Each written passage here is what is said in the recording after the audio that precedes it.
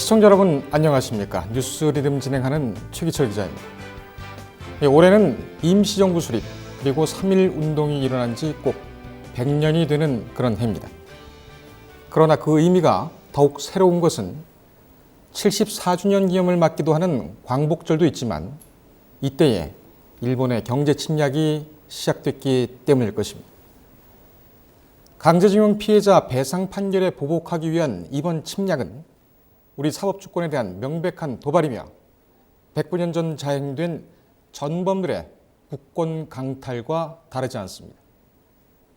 이에 즈음에 저희 뉴스 리듬 팀은 일제 침략은 아직 끝나지 않았다라는 주제로 8.15 특집 기획을 3회에 걸쳐 전해드립니다. 그 첫 순서로 제1편 독립전쟁 100년사를 아십니까를 지금부터 전해드리겠습니다. 시민들이 일본의 경제도발에 항의 집회를 이어갔습니다. 680여 개 시민사단체가 모인 아베규탄 시민행동은 지난 3일 서울 전후구 일본대사관 앞에서 아베 정부의 경제도발을 비판하는 3차 촛불 문화제를 열었습니다. 주최 측이 추산한 참가 인원은 1만 5천 명입니다. 전날 일본이 반도체뿐 아니라 화이트리스트 배제까지 강행하는 등 도발의 수위를 높이자 시민들의 반응도 2차보다 뜨거워졌습니다. 특히 한일국사정보보호협정, 지소미아에 대한 태도가 많이 바뀐 점이 특징입니다. 2차 집회에서는 지소미아 파기 요구가 무대에 적혀있는 정도였지만 이번에는 집회 사회자와 발언자들이 직접 발언을 하는 등 더 강경해졌습니다. 일본이 한국을 압도적으로 위험하다고 여기는데 그런 일본에게 군사정보를 줄 필요가 없다는 논리가 지루를 이뤘습니다. 최근 여론조사에서도 파기 여론은 연정보다 더 높게 나타난 바 있습니다. 이날 저녁은 체감온도가 32도에 달하고 중간중간에 소나기도 내렸지만 참여자들은 근처 건물 밑으로 피하거나 집회 장소에 그대로 머무르면서 끝까지 함께했습니다. 일본이 화이트리스트 배제를 강행하면서 시위대의 요구가 더 격해지고 있습니다. 일본 정부가 전향적인 태도를 취하지 않는 한 촛불이 쉽게 꺼지지 않을 것으로 보입니다. 뉴스토마토 신태우입니다.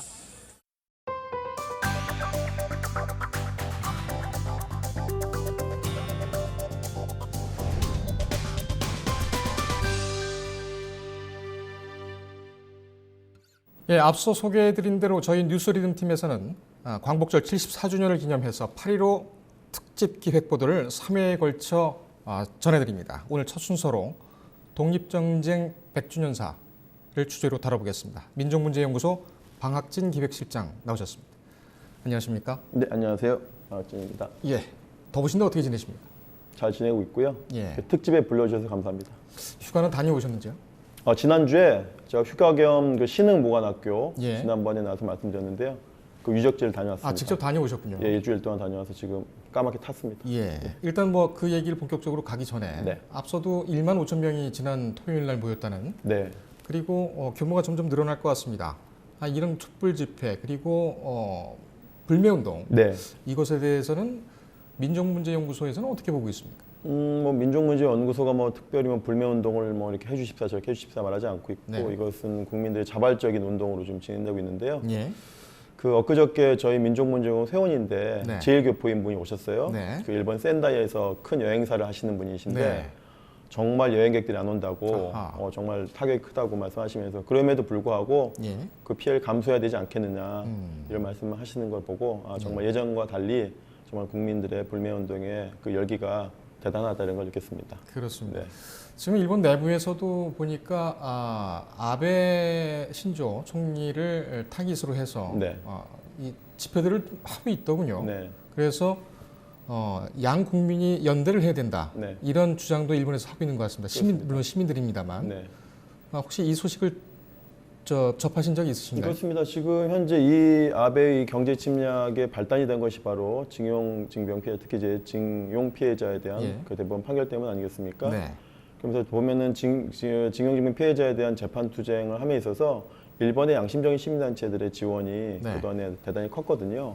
그분들이 지금 다시 나오고 있는 것이고 일제 강점기를 보더라도 우리나라 독립운동가뿐만 아니라 일본에서 제국주의를 반대하는 수많은 양심적인 지식인과 대한민국 독립운동가들이 연합해서 활동한 투쟁이 많습니다. 예. 그 투쟁을 계속 잇고 있는 것이다라고 해서 대단히 의의가 깊다고 생각합니다. 알겠습니다. 이번 주 영화 봉오동 전투가 아마 개회봉이 되지요? 네. 봉오동 전투 하면은 우리나라 독립 독립운동사, 독립전쟁뿐만 아니라 독립운동사에도 상당히 기념비적인 그런 네. 사건이 아닐 수가 없습니다. 네. 이 시사회 다녀오셨죠? 8월 7일 날 개봉하는데요. 저는 8월 1일 날 그 시사회를 다녀왔고요. 예. 그 특별히 독립운동가 후손분들을 초청해 주셔서 아하. 같이 시사회를 보고 왔습니다. 예. 네. 비단 뭐 이런 그 봉오동 전투라든지 그 구한말에 그러니까 일제 강점기에 있었던 영화들이 비단 지금 이 시기에 나온 건 아닙니다만 뭐 암살이나 밀정, 말모이 같은 경우는 오래 나왔습니다만 계속 인기를 끄는 것도 상당히 이 바람직한 일이 아닌가 이렇게 또 생각이 됩니다. 네. 봉오동 전투는 좀 전에도 말씀드렸습니다. 상당히 의의가 큽니다. 네. 이 어떤 의미가 있다고 분석을 하십니까? 일단 앞서서 말씀하신 대로 영화 암살, 밀정, 말모이, 네. 봉오동 전투까지 이다 독립운동 이야기거든요. 그다음에 이 독립운동 이야기에 대해서 많은 국민들이 이렇게 갈증을 갖고 관심이 많을까? 예. 그 이유는 어떻게 보면 학교 다닐 때 제대로 배우지 못한 그 갈증인 것 같아요. 네. 그런 갈증들을 좀 풀어주는 측면에서 영화가 가장 효과적이다 보고 저희 학교 다닐 때 역사 선생님이 아주 비가 머리게 하신 말씀이 학교에서 역사 수업에 제공되는 것은 분필과 복사지밖에 없다. 아하. 이런 말씀 하셨거든요. 네. 역사야말로 가장 중요한 건 현장성인데 네. 우리나라 독립운동이 대부분 국내가 아닌 해외에서 이루어졌지 않습니까? 예. 중국이라든지 러시아 이쪽에서 현장을 가봐야 되는데 뭐 어느 지역을 얘기하면 이름을 알 수가 없으니까 예. 독립운동이 대단히 어렵게 느껴지는데 그러한 것들을 영화가 많이 채워주고 있다 이런 예. 생각이 들고요. 특별히 이번에 봉오동 전투가 중요한 것은 올해가 이제 3.1운동 100주년인데 네. 3.1운동 100주년에 의해서 만들어진 임시정부가 네. 1년 후인 1920년 1월 달에 예. 바로 국무령 포고 1호를 발표하면서 바로 1920년이 독립전쟁 원년이다.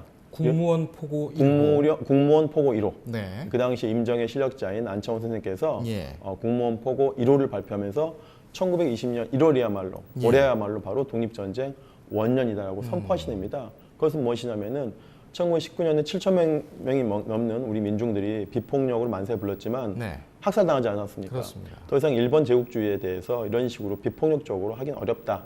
그렇다면 우리도 무기를 들자라고 하는 것이 독립전쟁의 방편으로 주요 방향으로 결정이 된 것이고 예. 그걸 임시정부가 수용을 해서 독립전쟁 원년을 선포했고요. 예. 그 3.1운동 직후에 47개나 되는 무장 독립운동 단체들이 만들어집니다. 47개. 그렇습니다. 그래서 3.1운동에 대한 평가겠죠. 예. 더 이상 우리가 이렇게 맨몸으로 싸울 수는 없다라고 하는 그런 평가인 것이고 예. 그래서 그 47개의 단체들이 주로 이제 북만주라든지 러시아라든지 이쪽에서 활동을 하거든요. 예. 그러면서 그 첫 번째 독립전쟁 원년을 선포한 그 해에 바로 첫 번째 승전이 바로 20년 6월에 있었던 봉오동 전투이기 때문에 예. 바로 독립전쟁을 선포한 그 해에 이루어진 첫 번째 승전이라는 의미에서 대단히 우리나라 독립운동사에서 중요한 위치를 차지하고 있고 또 하나는 그동안의 독립운동이라고 하는 것이 주로 양반 중심의 가진자 중심의 지식인 중심의 운동이었다면 이 봉오동 전투의 주역인 바로 홍범도 장군은 가난한 농부의 아들이고 예. 그다음에 삼포수 출신이기 때문에 그런 계급 계층 관계없이 지역 관계없이 또 연합군의 형태로 승전을 이끌었다는 측면에서 또 뜻이 깊다 생각합니다. 그렇군요. 봉오동 전투의 주역 홍범도 장군. 네. 아마 이 독립운동을 하는데 있어서 아들도 그 의병 활동을 하다가 숨졌고 네, 그리고 아내 되시는 분도 고문에 못 이겨서 네. 돌아가신 걸로 알고 있습니다. 네. 이 홍범도 장군은 어떤 분입니까? 홍범도 장군을 한마디로 말하면 정말 이만큼 더 다이나믹 할 수 없다라고 할 수 있는 분인데 우리나라 독립운동가 중에 뭐 장준하라든지 예. 김문 선생도 수많은 독립운동 기간 동안 많은 지역을 경유하셨지만 홍범도만큼은 아닐 겁니다. 네. 홍범도는 이제 평안북도에서 태어나서 국내는 물론이고 두만강, 그다음에 러시아, 마지막에 돌아가신 곳은 시베리아 서쪽 끝인 카자흐스탄에 돌아가셨거든요. 예. 그분의 인생 역정을 본다면은 그 어느 독립운동가보다도 다이나믹하고 파란만장한 삶을 살았는데도 불구하고 대단히 덜 조명돼 있다라는 측면에서 비운의 혁명가라고 할 수 있습니다. 아하. 예. 그러면은 뭐 보통 그 청산리 전투가 있고 봉오동 전투가 있고 대자령 전투라고 또 있는 네, 것 같습니다. 대전자령 전투라고 대전자령 있습니다. 전투는 어떤 전투입니까? 그 우리나라가 독립전쟁 3대 대첩이라고 하는 것이 봉오동 전투, 예. 그다음에 청산리 전투, 그다음에 1933년에 있었던 대전자령 전투인데요. 특별히 대전자령 전투는 지청천 장군이 중심이 되어서 지청천 장군. 네 그렇습니다. 그 한중 연합군들이 네. 일본군을 섬멸한 그런 전투이고요. 이것이 좀 많이 안 알려진 이유는 이 대전자령 하면 그게 어느 동네인지 알 수가 없거든요. 그렇죠. 뭐 한국의 대전인지 예. 알 수 없기 때문에 이렇게 청산리, 봉오동, 이 대전자령이 다 북만주에서 이루어진 지역이기 때문에 네. 가보지 않고서는 국민들이 대단히 이해하기도 쉽지 않은 곳이다라고 하는 것이고요. 대전자령 전투를 통해서 우리 그 독립군들이 노획한 군벌이 1000벌 이상이고 네. 마차가 200개 이상, 아하. 소총도 한 1000개 이상이니까 어마어마한 어마어마한- 군수품을 우리가 노획한 승전이었죠. 그렇군요. 뭐 대전자령 전투 같은 경우에는 한중 합작이라고 네. 해서 뭐 그렇고, 네. 근데 지금 뭐 청산리 전투에 김좌진 장군 뭐 많이 하는 네. 그런 장군 네. 아니겠습니까? 네. 근데 홍범도 장군도 그렇고 봉오동 전투도 그렇고 김좌진 장군이나 청산리 전투보다는 좀 덜 알려진 것 같습니다. 이거 왜 그럴까요? 그렇습니다. 우리가 청산리 전투를 인터넷에 검색하면 대단히 거대한 청산리 대첩 기념탑이 있는데 네. 봉오동 전투는 뭐 물론 그 지역이 이제 저수지가 돼가지고 현장이 없어지기도 했지만 아. 아무런 표수도 볼 수가 없는 것이고 예. 특별히 봉오동 전투의 주역인 홍범도 장군은 김좌진 장군에 비해서 덜 알려진 인물인데 그건 어떻게 보면 한국 사회가 갖고 있는 고질적인 이념 문제라고 볼 수 있어요. 이념 문제. 그렇습니다. 김좌진 장군은 충남 홍성 출신이고 예. 그다가 양반 출신이고 그다음에 운동의 이념적인 방향은 반공주의입니다. 네. 그래서 홍범도 장군은 평안북도의 가난한 농민 출신이고 그분이 사회주의자는 아니지만 사회주의 지역자들이 활동했던 주로 러시아에서 많이 활동했기 때문에 예. 한국 독립운동사에서 많이 배척되었던 어떻게 보면 독재 정권에 의해서 의도적으로 배척된 인물이 아닐까라는 측면에서 이번에 봉오동 전투가 대단히 또 의미가 크다 봐요. 예. 비운의 혁명가. 그렇습니다. 그런 표현이 아주 잘 맞는 것 같습니다. 네. 내년이 독립전쟁 100주년입니다. 네. 1920년부터 시작됐다고 네. 했으니까요. 이거 어떻게 맞이해야 될까요? 지금 상황과 연결해서 볼 때. 네, 그렇습니다. 이제 우리가 아까 처음에 이제 불매운동 말씀하셨는데 네. 단순히 그 불매운동을 제품을 사지 않는 것, 일본 음식 먹지 않고 일본에 여행 안 가는 곳을 멈추지 말고 그 국민들의 역사의식을 높이는 계기로 삼아야 된다. 특별히 우리 지역에 일제단쟁이 참 많지 않습니까? 네.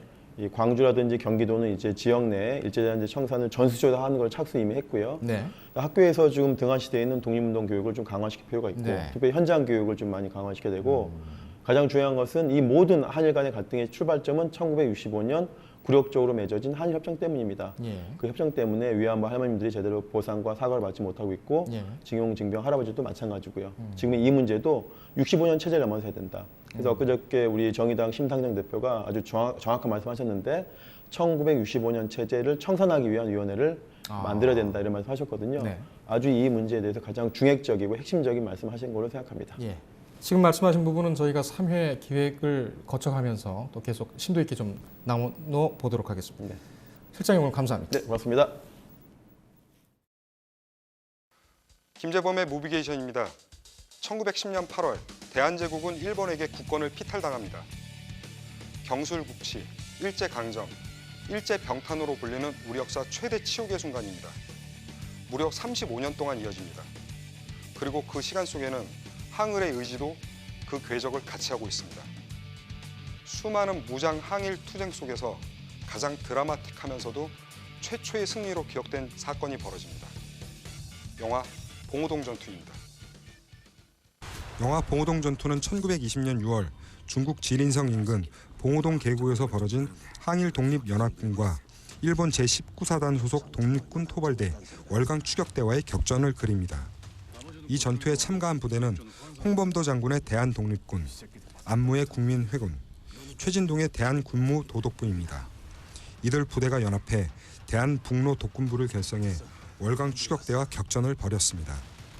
이 전투에서 월강 추격대가 사실상 괴멸됐습니다. 반면 독립군 측은 수십 명의 사상자만 발생합니다. 이 전투는 이후 항일 무장 독립투쟁의 찬란한 역사로 빛날 청산리 대첩의 밑바탕이 됩니다. 영화는 봉오동 전투를 위해 월강 추격대를 봉오동 골짜기로 유인해야 했던 당시 전략 전술에 집중합니다. 그들의 괴멸을 위해선 이 과정에서 필시 누군가의 희생이 필요했습니다. 영화는 월강 추격대를 봉오동 골짜기로 유인해 찬란히 빛나는 승리의 역사의 발판을 마련한 이름 모를 무명의 독립군들의 활약을 그립니다. 이 영화의 핵심은 전투가 벌어진 봉오동 골짜기입니다. 실제 위치는 중국 도문시 수도국 봉오저수지에서 북쪽으로 8에서 10km 떨어진 곳에 위치해 있다고 합니다.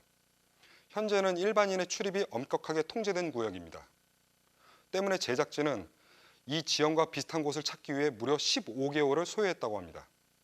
기록에 따르면 봉오동 전투는 독립군의 선제 공격, 그리고 험한 지형, 즉 산으로 둘러싸인 곳에 존재한 분지 형태, 여기에 시시각각 변하는 기후 조건을 이용한 전략 전술이 빛을 발한 전투였다고 합니다. 제작진은 이런 기록을 기반으로 독립군의 필사적인 달리기와 그들의 유인책, 여기에 시시각각으로 다가오는 위험을 사실적으로 담아내는 데 방점을 찍었습니다. 능선과 계곡을 무기 삼아 매복과 공격을 반복하는 일종의 게릴라 전술의 특징, 여기에 예측할 수 없는 움직임으로 일본 정예군에 맞서는 모습은 치열한 당시 전장 한복판으로 관객들을 끌어들입니다. 불과 수십 명에 불과한 이합집산의 독립군, 그들의 반대에 선 일본군은 백전 무패를 자랑하는 월강 추격대를 필두로 남양 수비대와 각종 신신 무기로 무장한 일본 제19사단 최정예 병력이었습니다. 이 영화는 제목에도 나와 있듯이 전투 자체가 주인공입니다. 그동안 영화가 일제강점기를 다루는 방식은 일관됐습니다. 피해, 지배, 굴욕. 하지만 이 영화는 분명히 말하지만 승리의 역사입니다. 영화 봉오동 전투는 그 승리가 어떻게 이루어졌는지에 대한 과정에 방점이 찍혀 있습니다. 영화의 원제는 전투입니다.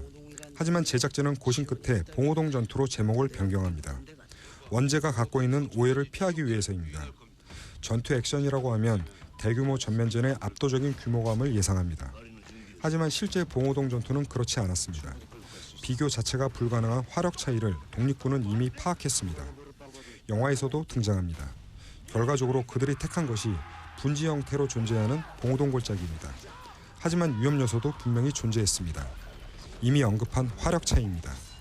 월강 추격대의 본대인 19사단 본진이 투입될 경우 결과는 불을 보듯 뻔했습니다. 결과적으로 본진 차단, 여기에 추격의 본능만을 자극하는 유인책이 필요했습니다. 만약 그것이 실패한다면 봉오동 골짜기는 고스란히 독립군의 무덤이 될 게 뻔했습니다. 이 과정을 영화에선 황해철, 이장하를 필두로 한 홍범도 장군 산하 게릴라 부대가 담당합니다. 실제 역사에서도 이들의 존재는 분명히 있었음직했습니다. 영화 봉오동 전투는 최근 일본의 대한국 수출 규제에 따른 경제 보복 조치로 인한 반일 감정이 격화되면서 뜻밖의 수혜를 얻을 것이란 시각이 지배적입니다. 일부에서는 국뽕이란 단어를 써서 이 영화의 본의를 훼손하려 드려는 움직임도 실제로 있습니다. 국뽕 맞습니다.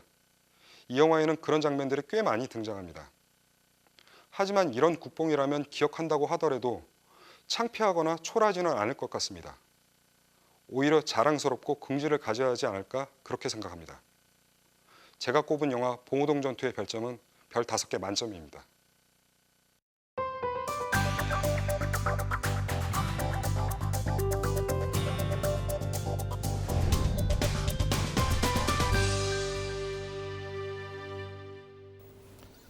일제강점기 독립운동은 남녀노소, 빈부귀천이 따로 없었습니다. 특히 나보다는 굶주린 이웃을 먼저 살뜰히 챙긴 이른바 천석지기, 만석지기들도 없지 않았습니다. 특히 경주 최부자 일가와 백산무역 주식회사를 설립한 안희재 선생은 빼앗긴 나라와 비탄에 빠진 민족을 위해 희생한 대표적인 부자들이었습니다. 그들에게는 강한 신념이 있었고 그 신념은 오늘날의 대한민국을 탄생시켰다고 해도 과언이 아닐 것입니다. 지금은 전설이 된 역사적인 노블리스 오블리주의 표상을 지금부터 함께 하시겠습니다. 뉴스리듬 8.15 특집 기획 두 번째 이야기, 나라가 없으면 부자가 없다. 시작하겠습니다. 네, 저는 지금 서울시 강북구에 위치한 근현대사 기념관 앞에 나와 있습니다. 이곳에서 오는 10월 13일까지 민족문제연구소와 경주 최부자 민족정신 선양회와 함께 3.1운동 대한민국 임시정부 수립 100주년 특별전이 열립니다. 주제는 나라가 없으면 부자도 없단데요. 일본 아베 정부의 경제 침략이 계속되는 가운데 일제에 맞서 싸운 어느 명문가의 노블레스 오블리주를 돌아보는 내용이 담겼습니다. 바로 11대 경주 최연식의 국채보상운동과 12대 최준의 백산무역주식회사 경영 내용이 중심인데요. 그렇다면 조세열 민족문제연구소 상임 이사님 모시고 말씀 좀 더 자세히 들어보겠습니다. 네, 이사님 안녕하세요. 안녕하세요. 네, 더운 날씨에 인터뷰 응해주셔서 너무 감사합니다. 네, 이번 전시회 어떤 거를 좀 중점적으로 관람해야 할까요? 시민 학생들이 보실 때 우선 이 한일 관계가 이런 엄중한 시기에 우리가 해야 될 일은 무엇이고 나아갈 길은 무엇인가를 한번 돌이켜보는 그런 기회가 됐으면 좋겠습니다. 네, 이 보통 독립운동을 하면은 굉장히 이제 앞서서 태극기를 들고 나서는 행동적인 그런 독립운동을 많이 생각을 하실 텐데, 이 또 독립운동의 자금원으로서 역할을 했던 이 백산무역 주식회사는 어떤 곳이었나요? 백산무역 주식회사는 본래 이제 백산상회라고 하는 안희재 선생이 만든 개인 기업에서부터 출발을 했습니다. 그러다가 그 개인이 하기에는 독립운동 자금을 댄다는 것이 너무나 힘든 일이지 않습니까?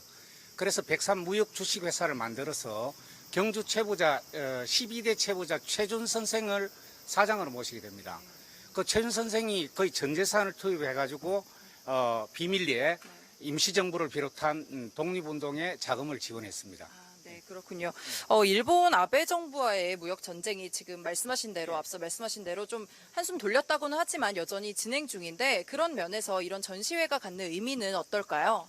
예, 경제 침략이 여러 가지 이 단계가 있겠습니다만은 제일 중요한 것은 우선 의식과 문화의 독립, 그 다음이 정치와 군사의 독립, 그 다음에 경제와 기술의 독립입니다.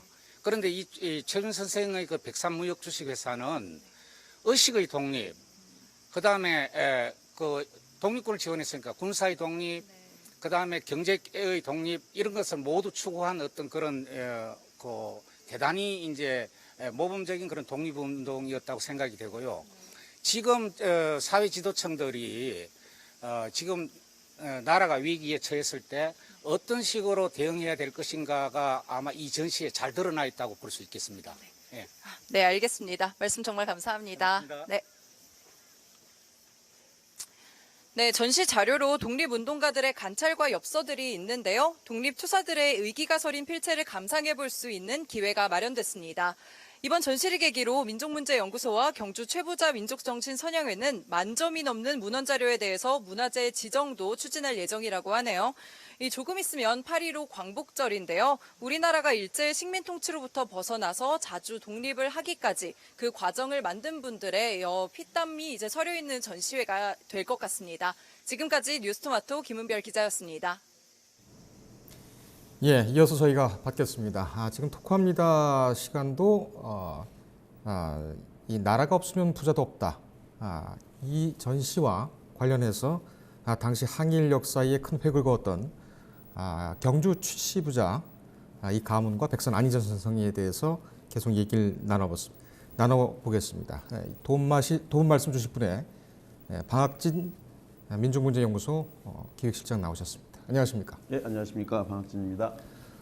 언뜻 봤는데도 상당히 좀 볼거리가 많은 것 같군요. 네. 예, 일단은 이 전시회 우리 김 기자가 얘기를 했습니다만 어떤 전시회인지 다시 한번 좀 정리를 해주시죠. 네, 저희 민족문제연구소가 매년 독립운동가 후손분들 구슬 녹취 사업을 하고 있습니다. 예. 그 과정에서 작년에 이 경주 최부자 집에 이제 주손이신 분의 그 구슬 녹취 작업을 하다가 그분이 이런 말씀하시는 거예요.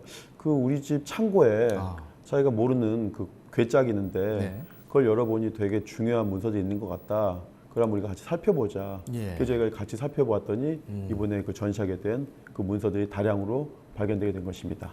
녹취 중에 그것을 우연하게 들으셨고 네. 그걸 확인하셨군요. 그렇습니다. 전문가들 제가 모시고 가서 여러 차례 그 문서를 확인했고 그 가치가 대단히 중요한 사회적 가치가 있다라고 예. 해서 제가 준비를 해서 오늘 개막 전시를 하게 되었습니다. 언제쯤 확인하셨습니까? 그 작년 6월에 저희가 작년 확인했고요. 6월요? 네, 그래서 기획해서 하시는데 1년 정도 네. 걸리셨군요. 네. 참 반가운 일이 아닐 수 없습니다. 당시에 그 항일 운동에 대해서 정확하게 살펴볼 수 있는 사료들이 나왔다는 건 참 의미가 있는데 네. 백산 안희재 선생에 대해서 네. 얘기가 계속 언급이 됩니다. 네. 뭐 아시는 분들도 많으시겠습니다. 어떤 분이셨습니까? 그렇게 한마디로 말하면은 독립운동을 하기 위해서는 제가 지난번에 나와서 그 봉오동 전투 이야기에서 예. 홍범대 장군 말씀드렸는데요. 가장 중요했던 것은 독립운동가들이 총을 들고 네. 싸울 수 있는 그 무기, 그 무기를 조달할 수 있는 독립군 자금이거든요. 예. 한마디로 말하면 백산 안희재 선생은 20년대 초반에 임시정부 자금의 약 60%를 조달했던 예. 임시정부의 큰 손이라고 할 수 있죠. 예. 그렇게 얘기할 수 있는데요.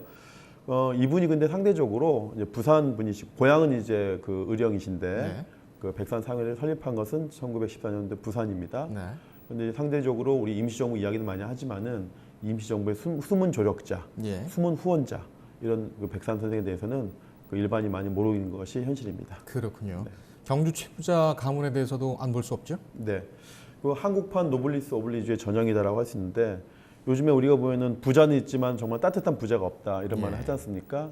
경주 최부자는 그 조선 후반기 300년 동안의 경주 지역에 터잡으면서 네. 부자이면서도 따뜻한 품성을 가진 부자다.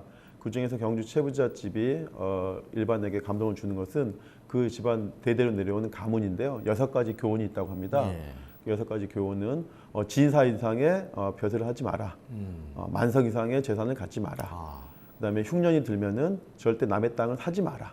그다음에 며느리가 시집 오면 3년 동안 비단 옷 입지 말고 문명 옷을 입어라. 예. 우리 집에 손님 오면 그게 누구든지 후하게 대접해라. 라고 하는 그런 6가지 교훈들을 만든 유쿤인데 그런 유쿤 속에서 그 다음에 마지막 6번째가 우리 집안 주변의 백리에서는 네. 굶는 자가 없게 하라 라고 하는 그런 말씀이신데요. 특히 제가 기억에 남는 거는 그 마지막 그 백리 주변에 우리 집이 부자인데 예. 이 주변에 가난한 사람이 있으면 되겠는가 그런 말씀 그 말씀이 가장 기억에 남습니다. 그렇군요. 네.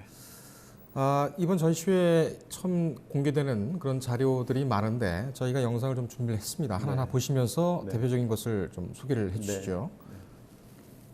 자, 영상을 한번 볼까요? 예, 지금 나오고 있는데 네. 한지에 붉은 박스라고 할까요? 네, 이렇게 네, 선쳐 있고 그다음에 글이 있는 걸 보면 예. 고서 같군요. 그 예. 백산무역 주식회사 영업 보고서인데. 그렇습니다. 영업 예. 보고서입니다. 그 백산무역 주식회사가 회사이기 때문에 네. 그다음 일제의 철저한 감시 속에서 활동했기 때문에 그 실제로는 상당한 수익금들을 독립군 자금으로 임시정부의 자금으로 보내드렸지만은 예. 내부적으로는 그런 문서 작업을 확실히 해야 되기 때문에 네. 그 당시 문서 자료들을 우리가 보면 알 수 예. 있는데요.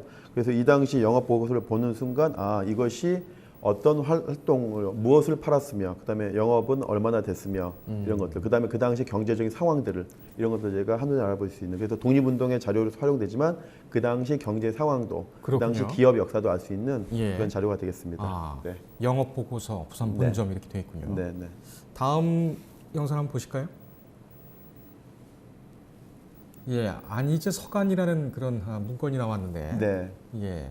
그 안희재 선생께서는 그 겉으로는 이제 기업 활동을 하셨지만 내부적으로는 네. 그 독립운동을 하셨기 때문에 독립운동가들과 주고받은 서한들이 상당히 많이 있습니다. 예. 그 중에서도 유명한 그 의열 투쟁을 하셨던 박상진 의사라든지 네. 이런 분들과 함께 주고받은 많은 편지들이 있는데 그 중에 하나가 이제 안희재 서간이 되겠습니다. 그러면서 안희재 선생님이 기업 활동뿐만 아니라 내부적으로는 음지에서는 독립운동을 어떻게 도와줬던 것인가라고 예. 하는 그런 내밀한 속사정을 알 수 있는 자료가 되겠습니다. 그렇군요. 네. 다음 그림도 준비됐습니까? 예, 아까 보고서 같은데. 예, 이것은 조선 식산은행의 근저당 그 설정 계약서인데요. 이제 일제가 감시가 심하기 때문에 예. 백산 주식회사가 임시정부나 독립운동단체에다가 돈을 기부한다는 것을 일제가 이제 눈치를 챘거든요. 네. 그러다 보니까 요즘 말로는 세무조사를 강하게 하는 겁니다. 아하. 그러다 보니까 이제 기업의 그 기세가 약화가 되는 것이죠. 그러니까 어쩔 수 없이 차입을 하게 되는 것인데 네. 빚을 지게 되는 것이고 그 빚진 회사가 바로 조선식산은행인데 저것은 총독부가 만든 은행입니다. 조선 식산은행이 식산은행. 예, 총독부가 만든 식민지 침탈을 위해서 만든 경제 침략을 위해서 만든 은행인데 예. 가장 가슴 아픈 이제 문서가 될 텐데 부득이하게 기업을 조선 그 백산 주식회사 살리기 위해서 네. 총독부가 만든 식산은행에 아. 근저당을 잡혀가지고 예. 대출을 받을 수밖에 없는 그런 근저당 설정 계약서가 되겠습니다. 그렇군요. 이 근저당은 22년도에 잡히고요. 예. 28년도에 결국 기업은 망하게 됩니다. 네. 부동산 관리 신탁 계약서도 나왔네요. 경주 최부자 쪽에. 네. 예, 후손이 지금 소장하고 있는 걸로 이렇게 네네네. 관련 부동산 그거 나왔는데. 예, 자료가 있습니다. 이게 지금 당시 경제 상황 그리고 일본의 수탈 또 우리 항일 운동의 어떤 그런 궤적 네. 이런 것도 그렇지만은 다시 이 물건에 대한 문서기 때문에 법률적으로도 상당히 그 연구 가치가 있는 네. 그런 것 같습니다. 아주 그렇습니다. 귀한 자료가 나왔네요. 네, 이건 역시 이제 조선 식상은행에 우리가 근저당 답힌 것처럼 조선 신탁 주식회사에 부동산 신탁 결국 정규 채무자집이 경주에 3분의 2, 지금 여의도 면적의 3분의 2에 해당되는 큰 토지를 예. 결과적으로 조선 신탁 주식회사에 맡길 수밖에 없는 이것도 역시 아하. 가슴 아픈 문서가 되겠습니다. 그렇군요. 네. 다음 그림도 준비됐습니까? 네, 지금 인물 2명이 나와 있습니다. 예, 바로 우리 경주 채부자 12대 주손이신 오른쪽이 최준 선생, 예. 그다음 왼쪽이 아버님이신 최현식 선생이십니다. 예, 대를 이어서 독립운동 하셨던 분이고 예. 또 오른쪽에 최준 선생님은 그 독립운동 자금을 기부하신 그 공로로 지금 독립운동가로 서원되신 상태이십니다. 그렇군요. 네. 관복을 입고 계시네요. 네, 예, 그렇습니다.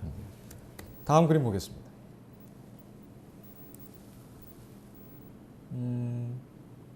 이것도 무슨 보고서 같긴 한데 네, 아, 그 당시에는 이제 네, 저쪽에 보시면 좀 나오겠죠. 네, 국제보상 그렇죠. 그러니까 이제 요번에 저희가 가장 보여주고 싶은 자료인데요. 아하. 1907년 국제보상 운동이 일어납니다. 예.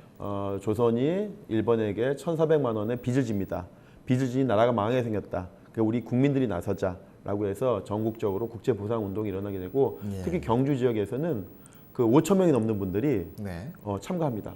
그래서 그 5천 명이 넘는 분들이 일일이 이름과 직책과 얼마를 냈다라고 하는 액수까지도 예. 나오거든요. 그래서 약 5천 명이 3천만 원이 넘는 성금을 받아서 이제 국제보상 운동에 썼던 그 명부인데 예. 이것이야말로 지금 그 당시에 민초들이 얼마나 나라를 구하기 위해서 희생했는지를 볼 수 있는 가장 좋은 자료라고 할 수 있겠습니다. 예. 이번에 최초가 공개된 자료가 최초 되겠습니다. 공개입니다. 네, 네. 아, 지금 뭐 화면상으로 보더라도 다른 문서와는 약간 좀 다르게 또 숙연해지는 그런 예, 감이 있네요. 예, 예. 예, 다음 화면 보여주시죠. 네.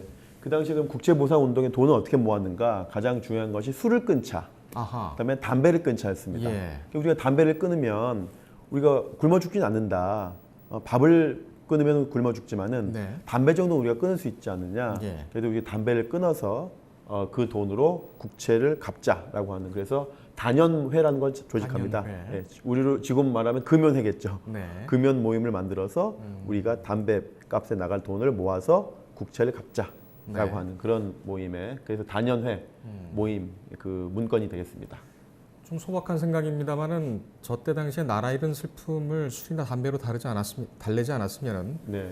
더 힘들지 않았을까 하는데 굉장한 결심 같습니다. 뭐 당시에 뭐 유일한 취미가 술 담배인데 술 예. 끊는 것은 대단히 큰 결심이죠. 예. 네. 다음 그림 보시죠. 네.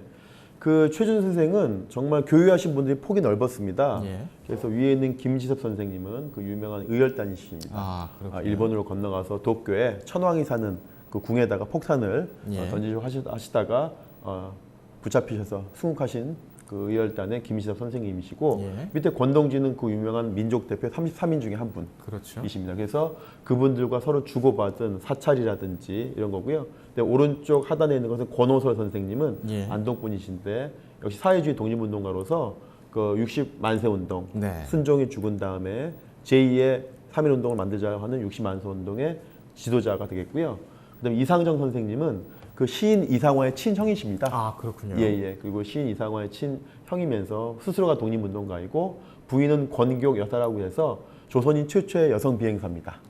아, 그분이 예, 그분의 남편이 되겠습니다. 그렇군요. 네, 그래서 그 저 유명한 분들의 친필들을 우리가 볼 수 있고 예. 어떤 내용으로 글을 주고받았는지 특히 이제 권호 선생님은 이제 새해 맞아서 새해 복 많이 받으십시오라고 하는 네. 연하장인데 연하장입니다. 한글을 쓴 게 되게 눈에 띕니다. 예, 참 다시 보니까 또 처음 보지만은 정겹다는 생각이 좀 듭니다.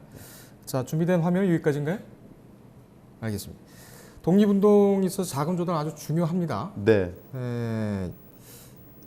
이 굉장히 어렵게 또 자금을 또 마련했을 것이고 이 또 귀하게 쓰였을 것인데 네. 이 뭐 대표적인 좀 그 역사적 사례가 좀 있습니까? 그 독립운동에서 가장 중요한 것은 돈이고 그래서 돈에 대해서 많은 말씀하신 분이 역시 안창호 선생님이신데 예. 그래서 지역마다 그 큰 손이 있었습니다. 항상 러시아 연해주의 경우에는 최재형 선생님 네. 그 별명이 페치카라고 하는 거죠. 네. 벽난로 그분이 러시아 연해주 지역의 독립운동에 큰 손으로 활동하셨고 네. 그다음에 바로 국내에서 임시정부 초창기에 상해에서는 조선 그 당시 한국인들이 많지 않았습니다. 예. 국제 도시긴 했으나 우리 한인들이 많지 않았기 때문에 아무리 임시정부가 의원금을 모은다고 해도 모을 수 있는 한인들이 없기 때문에 결과적으로는 연통제를 통해서 아하. 국내에서 자금을 그것도 비밀리에 이렇게 옮겨와야 되는데 그 초기 역할을 백산상회, 백산주식회사 한 거죠. 예. 겉으로는 쌀을 파는 곳, 면을 파는 곳, 수산물을 파는 곳으로 위장했지만 예. 실제로는 그 내부적으로는 독립군 자금을 마련했다. 그래서 초창기 임시정부의 든든한 백그라운드, 경제적, 물적 백그라운드가 됐던 것이 바로 예. 백산상회, 백산주식회사 되고요. 백산상회가 만들어진 건 1914년이고 그래도 확대해서 백산주식회사를 만들었는데요. 예. 백산무역주식회사 그것이 바로 올해가 또 100년이 됩니다. 그래서 백산 안희재 선생이 시작했지만 그 경주의 최부잣집과 예. 그 결합을 해서 이제 더 확대시킨 것이 바로 백산무역주식회사 올해 100주년이 되는 해입니다. 그렇군요. 네. 지금 이것은 뭐 준비된 질문은 아닙니다만 이 독립자금을 운반하는 그 일, 그것도 굉장히 중요했을 것 같습니다. 네. 그리고 또 지금 그 최근에 나온 영화라든지를 네. 보면 다소 좀 낭만적으로도 그려지긴 했었는데 희화적으로도 그려지기도 했고 그 흔히 배달 사고 같은 것도 날만한데 그 그런 일은 없었죠.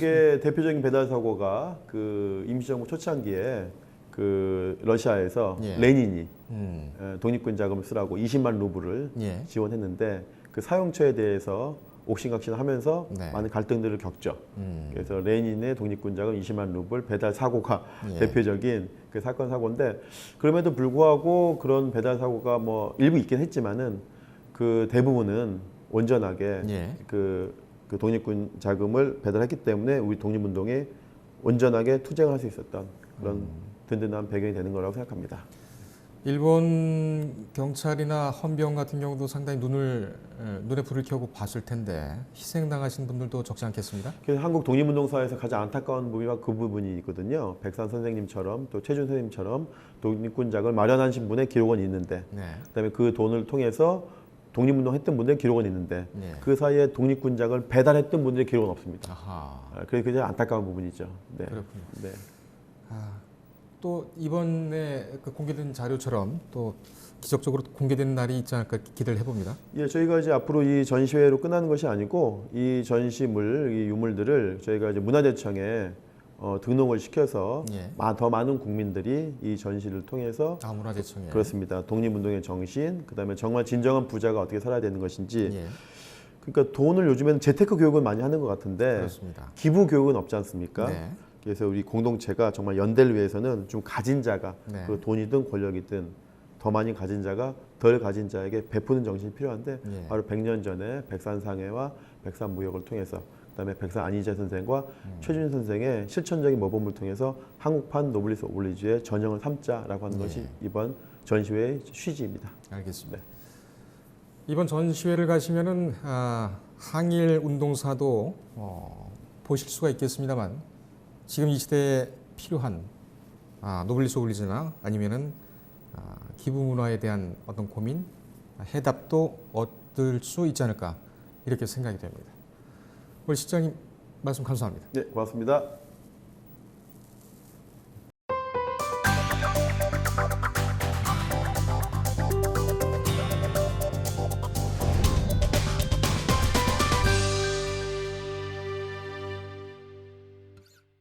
경제 침략에 대한 국제적 비판이 커지면서 일본에서조차 시민들이 아베 정권을 비판하고 있습니다. 그러나 국내에서는 오히려 우리가 아베에게 사과해야 한다는 해괴한 주장들이 끊이질 않고 있습니다. 더욱 개탄스러운 것은 이런 망언이 이른바 지식층에서 나온다는 것입니다. 꼭 100년 전인 1919년에도 똑같은 무리들이 있었습니다. 이완용 등 권력층으로 구성된 매국노들은 자재단이란 단체를 만들어 3.1 운동을 폄하하고 참여 백성들을 우매하다고 비판했습니다. 우연일까요? 100년 전에도 지금에도 이들이 공통적으로 하고 있는 말은 하나, 가만 있으라는 겁니다.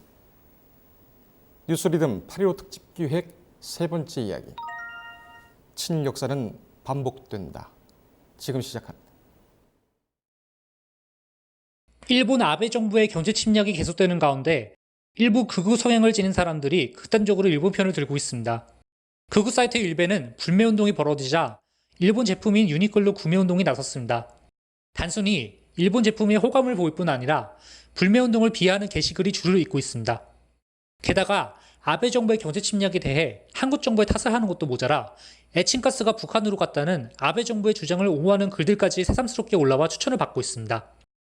최근에는 문재인 대통령을 암살하려고 총기를 샀다는 게시물까지 올라와 경찰 수사 중으로 이후에도 대통령을 암살하거나 해를 끼치려는 게시물은 계속 올라오는 편입니다.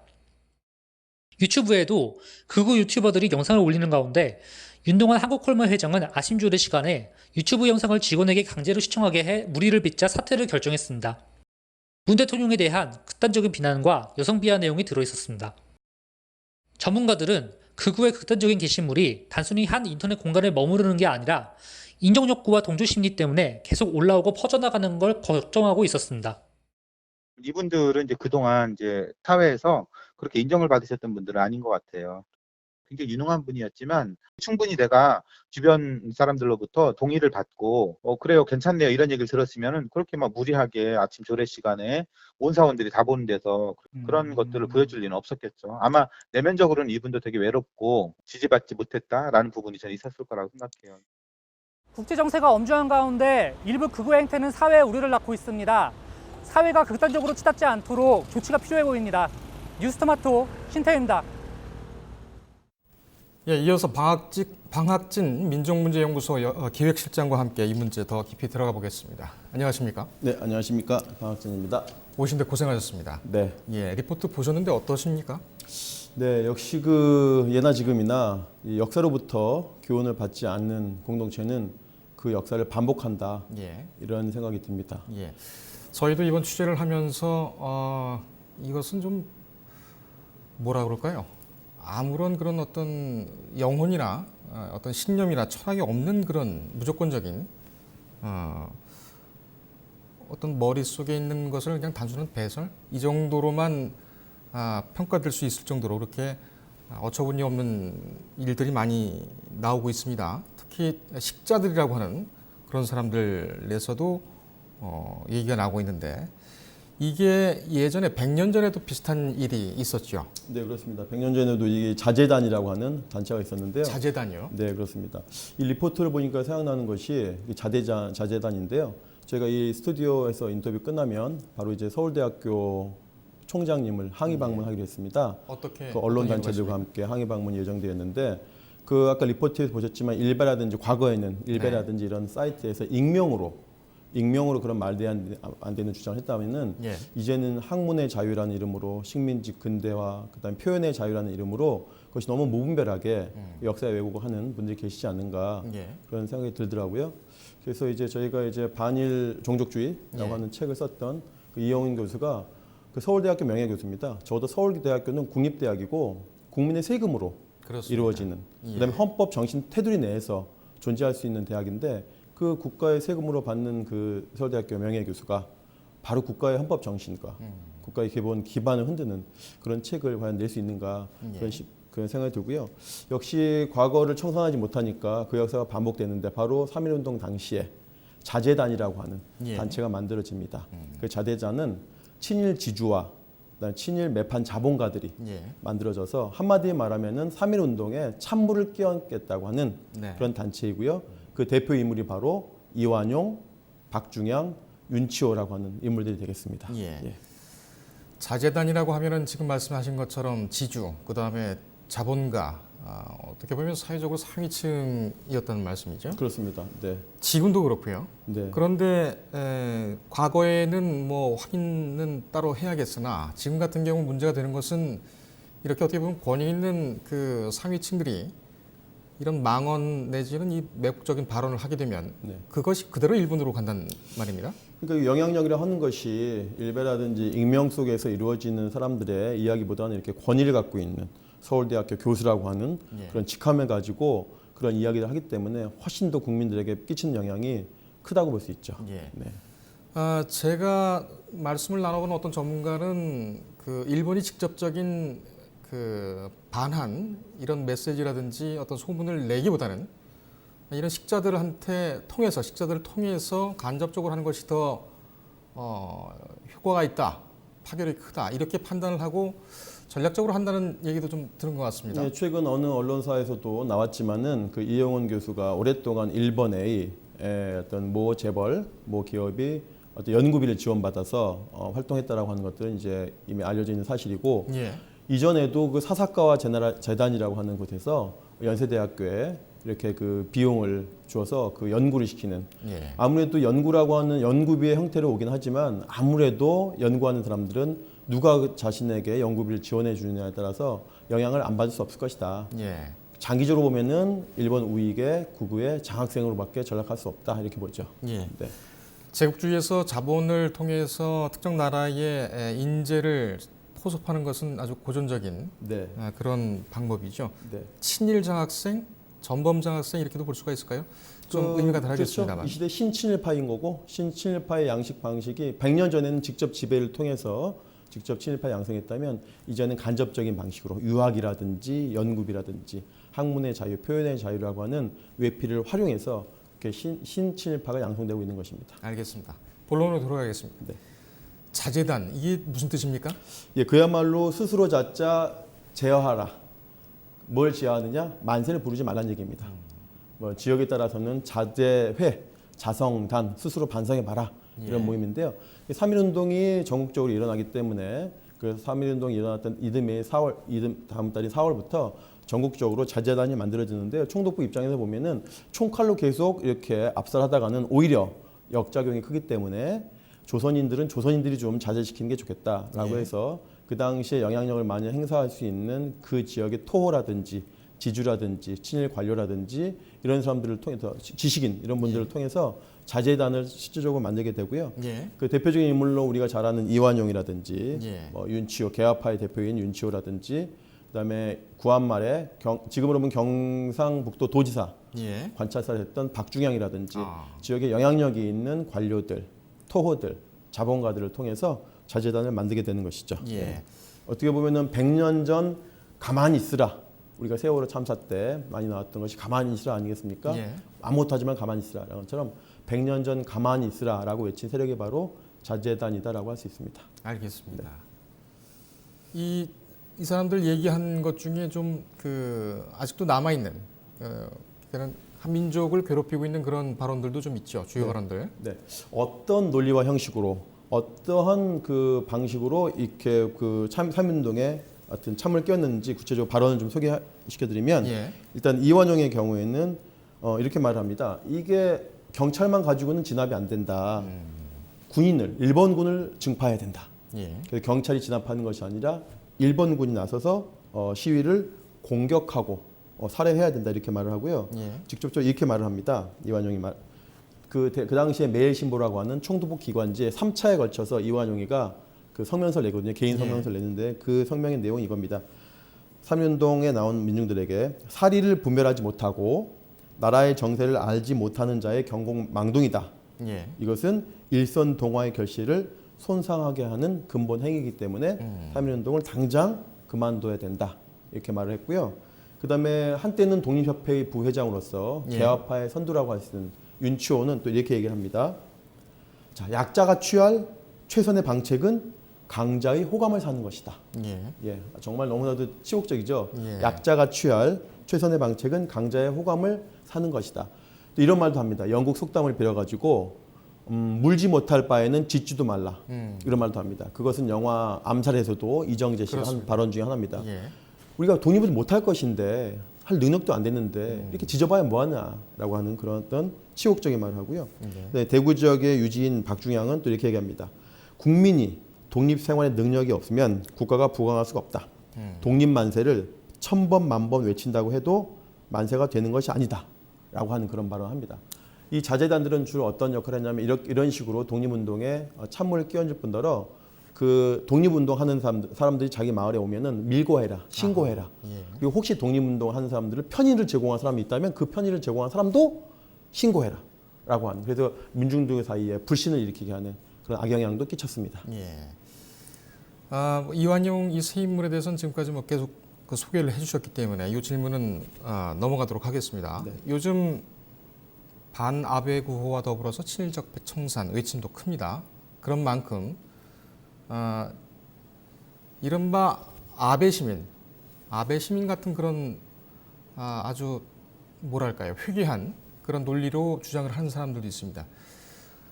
민족적인 어떤 그런 역사적 과제를 지금까지 계속 연구를 해오셨을 텐데 지금의 상황을 보시면 어떤 생각이 드십니까? 한국이 정말 표현의 자유가 전 세계에서 1위라고 하는 생각이 들어요. 예. 유럽에서는 나치 히틀러 시대의 나치를 정당화할 수도 없고요, 미화할 수도 없고요. 만약에 그렇게 했다가는 법으로서 처벌받습니다. 네. 예. 그런 만약에 우리가 유럽처럼 친일파 청산이 제대로 됐다고 한다면 지금 대놓고 아베 수상님 사죄합니다라고 하는 말을 하면 그것은 우리에게 공분을 사는 것이 아니라 바로 형사범으로 처벌되는 것입니다. 예. 바로 파시즘이라고 하는 것, 나치즘이라고 하는 것은 20세기 인류 역사상 가장 악행을 저지른 것이기 때문에 그것을 옹호하는 것, 그것을 미화하는 것, 그것에 정당성을 부여하는 모든 행위, 그것이 연구자건 연구자가 아니건 그 모든 행위가 바로 형법적으로 처벌을 받는다. 그렇지만 대한민국만이 처벌을 받지 않는다는 이런 사실이 대단히 안타깝고요. 그래서 그러면 친일파 청산을 제대로 하지 못한 대한민국의 어떻게 보면 후과라고 할 수 있는데요. 그럼 친일파 청산이 단순히 민족 감정에서 반일 감정에서 나오는 것이 아니고 임시정부의 기본 방침이 친일파 청산이었습니다. 임시정부가 19년에 만들어진 다음에 이듬해인 1920년에 임시정부 기관지인 독립신문에 칠가살이라고 하는 것을 공표합니다. 일곱칠자, 가할가자, 살해살자 7가지 부류는 죽여도 좋다라고 하는 것인데 뭐냐면 적의 관리라든지 예. 친일 관료, 친일 고위 관료, 고등경찰, 모반자, 밀정 이런 사람들의 7부류를 적시해 놓고 이것은 반드시 척살해야 된다라고 하는 것을 임시정부가 자기 기관지에서 얘기하고 있고요. 그리고 이런 친일파 청산에 대한 기본적인 방침은 1941년도에 역시 임시정부가 밝힌 건국강령에서 우리나라가 곧 해방이 되어서 새로운 나라를 만들 텐데 예. 그때도 친일파들은 이 새로운 나라에 선거권, 피선거권을 주지 말아야 된다. 네. 한마디로 정책을 만들 수 있는 정치 노선에 주지 말아야 된다라고 하는 그런 역할들 얘기를 하시고요. 예. 근데 45년 해방이 되고 난 다음에 또 48년도에 재헌헌법을 만들 때도 헌법 101조에 친일파를 처벌할 수 있는 조항을 재헌헌법에 반드시 명시했고 그 재헌헌법에 의해서 48년 반민특위가 만들어졌기 때문에 친일파 청산은 3.1운동에 의해서 만들어진 임시정부의 일관된 방침이었고 다행스럽게 올 2월에 문체부에서 국민여론조사 했는데 3.1운동을 계승하는 가장 좋은 방법이 무엇냐 하니까 답변 1위가 29.8%가 바로 친일파 청산을 제대로 하는 것이 3.1운동을 잘 계승하는 것이다라고 하는 답변을 하셨기 때문에 아주 극소수의 친아베주의자 예. 그 역사 왜곡주의자가 있긴 하지만 대부분의 국민들은 제대로 역사를 인식하고 계시다 이렇게 봅니다. 알겠습니다. 민족문제연구소에서 그만큼 또 노력을 해주신 덕이 아닌가 또 이렇게 생각이 됩니다. 올해는 정말 그 독립과 광복 이 부분에 대한 의미가 큰 해이기도 합니다. 지금 민족문제연구소에서 진행하고 있는 전시회가 있죠. 네. 전시회 이름이 뭡니까? 그 나라가 없으면 부자도 없다. 나라가 없으면 부자도 없다. 네. 방학도 됐고 하니 꼭 한번 가보시면 좋겠다는 생각이 듭니다. 이 문제에 대해서는 저희가 또 한번 모시고 자세하게 얘기를 나눠보는 시간을 갖도록 하겠습니다. 시간 내주셔서 감사합니다. 네, 고맙습니다. 이완용, 윤치호, 박중양 100년 전 침략당한 국가를 살려보겠다고 나선 민초들에게 가만 있으라고 했던 이들은 100년 후에 지금의 대한민국을 상상이나 할 수 있었을까? 저희는 두 번 다시 지지 않습니다. 오늘 뉴스 일단 여기까지입니다. 시청해주신 여러분 고맙습니다.